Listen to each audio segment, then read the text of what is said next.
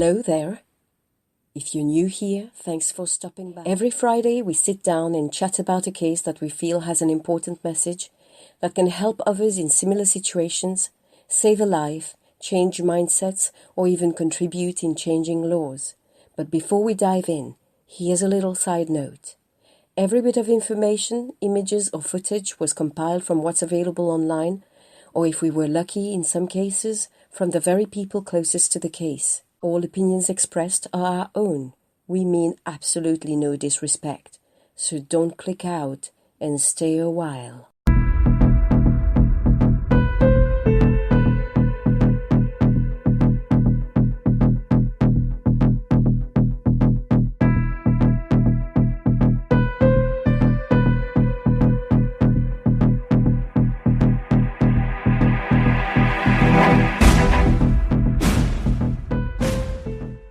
So the following is an extract of the citation in the Court of Appeal, Criminal Division for England and Wales, Court of Appeal for the case number 2007-01032B2. Neutral citation number 2008 EWCA, Crim 389. Here is the list of indictments on today's stalking case.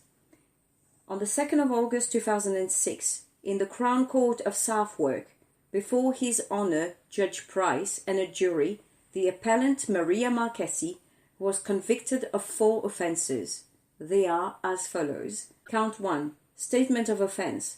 Harassment contrary to the sections 4 and 4.4 of the Protection from Harassment Act 1997.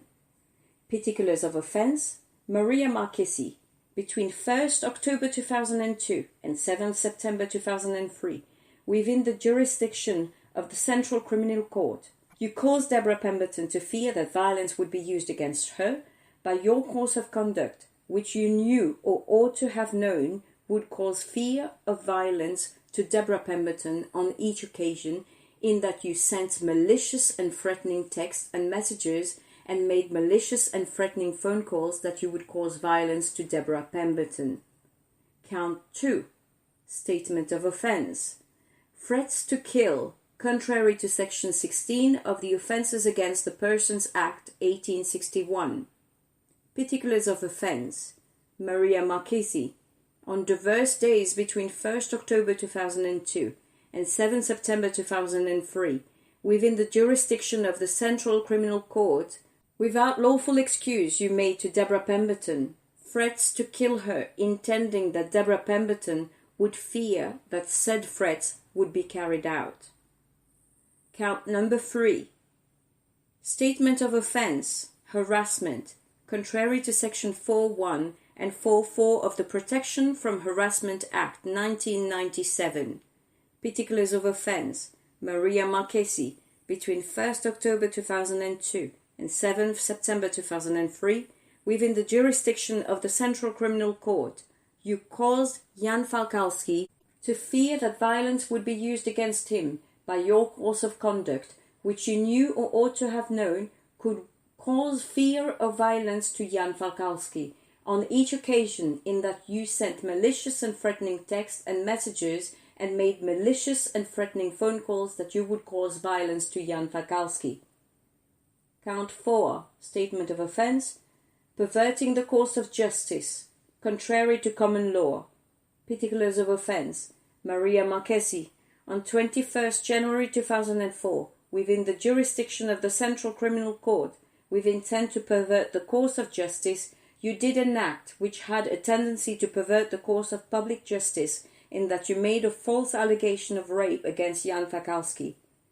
The appellant was sentenced on the 19th January 2007 to a total of 9 years imprisonment and made the subject of a restraining order without limit of time and a compensation order of £18,000, £9,000 to each complainant.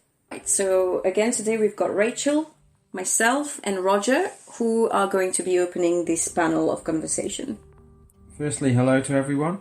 Looking at this, the one thing that kind of leaps out about this particular stalker, and on another one we'd been looking at earlier, was the kind of way that they've kind of expanded outward beyond the target, how they've kind of escalated, how they went after the defence lawyer, but also the CPS, the Crown Prosecution Service lawyer, and the fact that even though that person has such a degree of protection under the law, because obviously, and the police are aware of this, that people might go after prosecution lawyers, the fact that very little was done to protect a person like that who is supposed to have some kind of protection from people they're prosecuting going after them.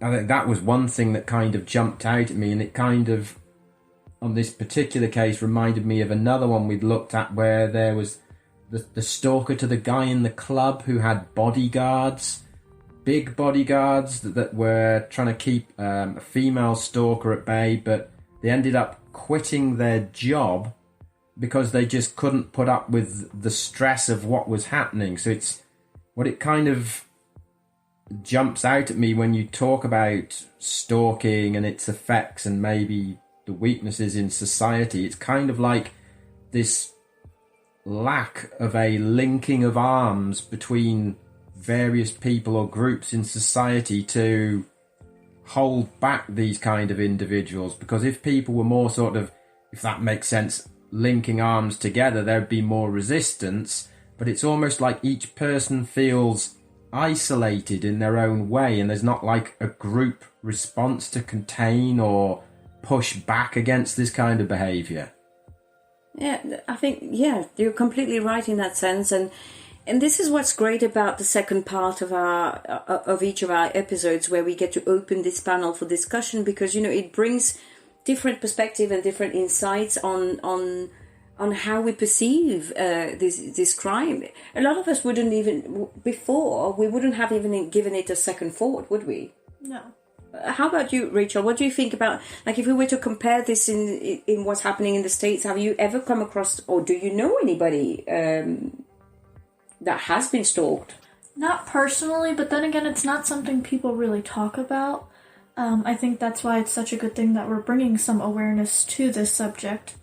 And especially with our case today, with it being a male victim. I think that that's something that, like we said before, if you are a male being stalked, you should feel proud, you should feel flattered. I guess you just hit on a point here, because very often there's this perception that if you're a man and you're being stalked, it's almost as if you should feel flattered and feel lucky. Like, it can't affect you on that level because you're a man and you're assumed to be, strong, and that this shouldn't affect you in any way. But let's put it out to a man. What about you, Rog? Like, if you were in his position, if you had been the subject of somebody's stalking behavior, how would you feel about that?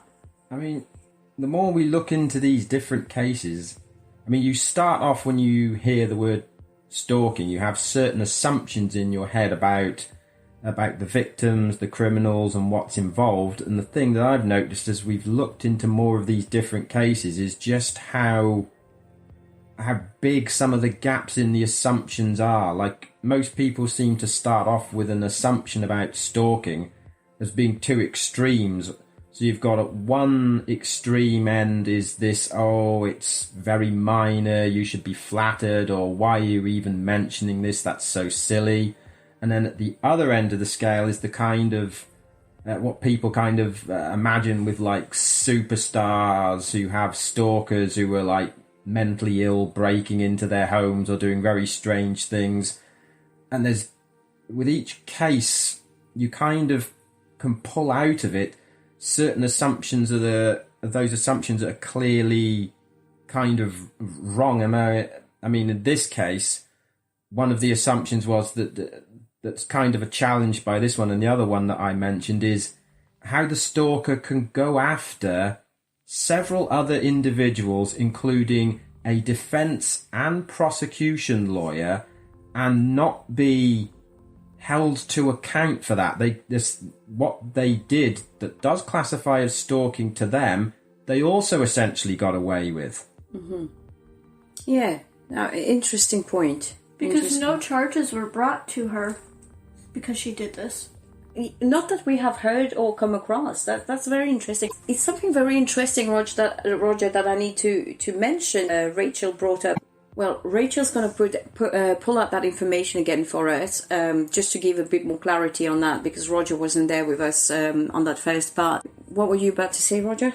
No, I was just about to say, I mean, this is one of the things that stalking, how it's treated legally in each country. Obviously, it's kind of weird that it is not dealt with in a uniform way across a lot of countries. You've also got to realise, I mean, for a very, very long time, stalking wasn't even recognised as a crime, right? And, I mean, stalking behaviours have existed from donkey's years, but it was never recognised as a crime, because if you haven't been physically harmed, personally physically harmed, then there's nothing we can do. A person cannot not be allowed to stand on a street corner, for example. And so this perception of a crime is being committed against you, but it's not harming you physically, and the fact that you are being harmed mentally, psychologically, and it is sort of like a handicap in your daily life, it hasn't been recognized. The recognition, even across Europe, if you look at the statistics, the recognition about stalking is only now in the last few years being recognized as a crime. And I think that's part of it.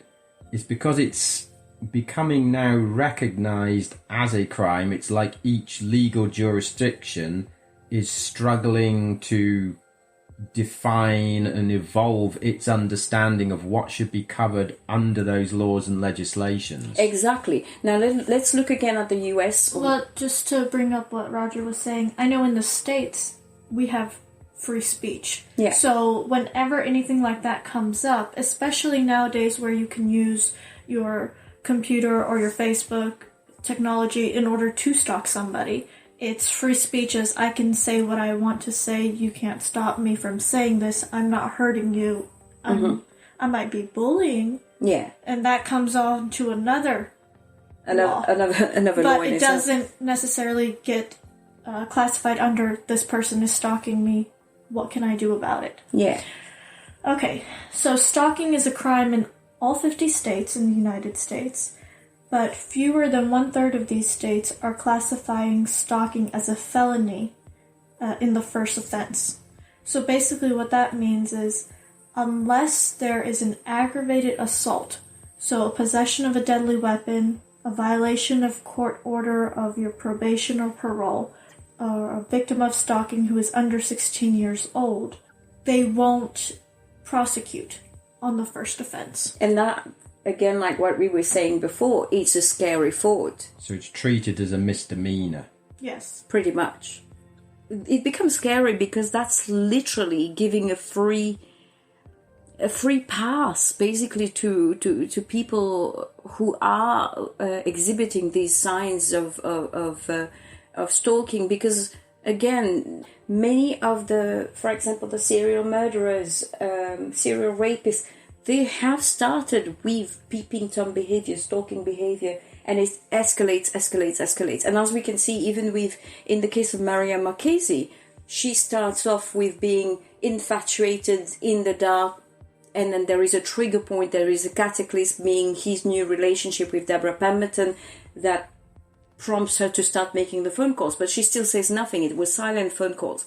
Until the announcement of the engagement, she doesn't ramp it up, until then she starts making those death threats.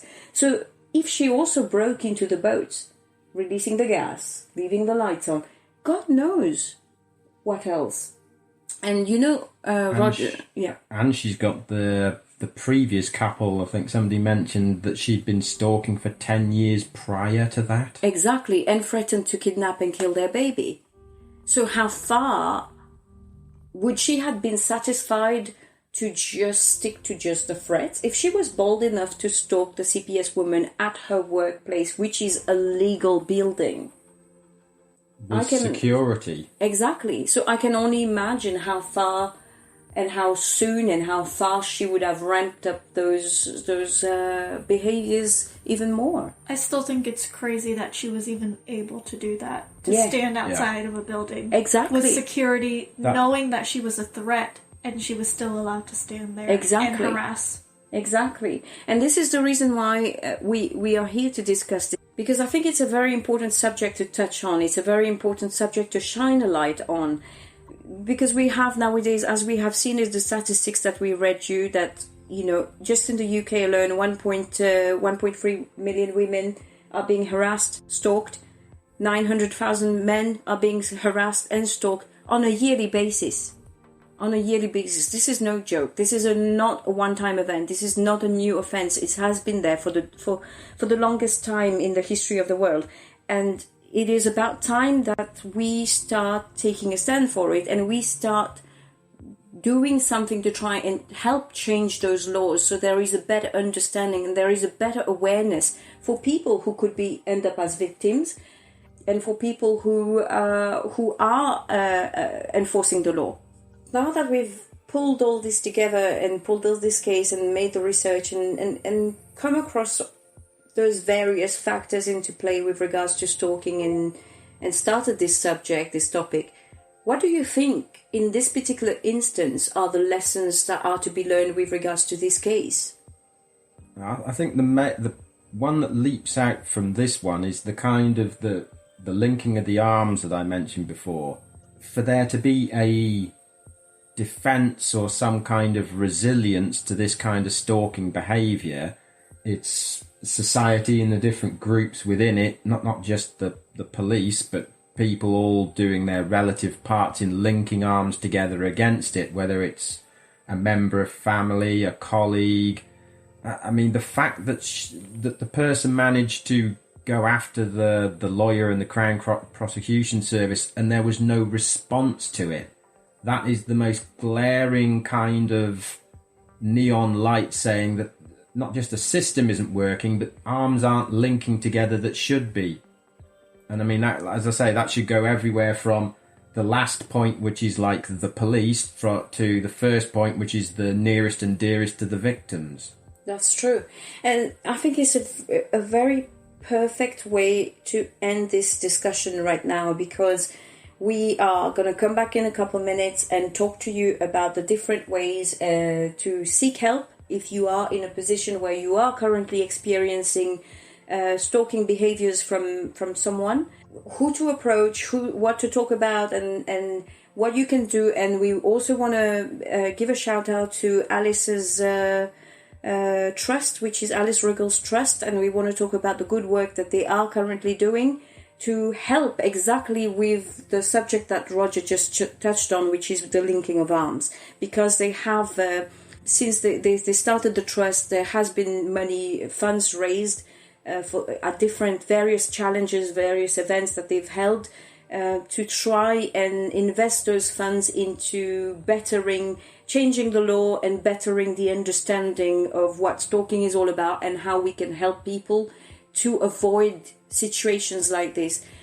Thankfully, Dr. Jan Falkowski, his wife Bethan, his ex-fiancée Deborah Pemberton, they are all alive and safe, thankfully. And the CPS attorney, Case Cutter, she's alive and well.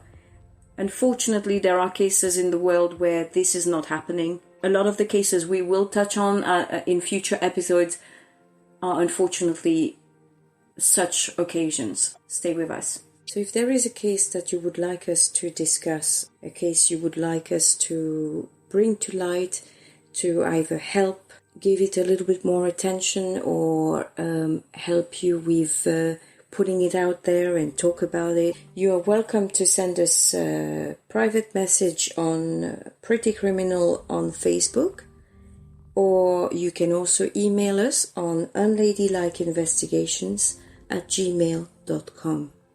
If you have stuck around and listened to our podcast to its entirety, we thank you very much. Thank you for sticking with us. And we hope that you'll come back and visit us and give us your support to grow and learn from what we're doing, and to hopefully bring a light to many other cases around the world that needs to be talked about. Thank you.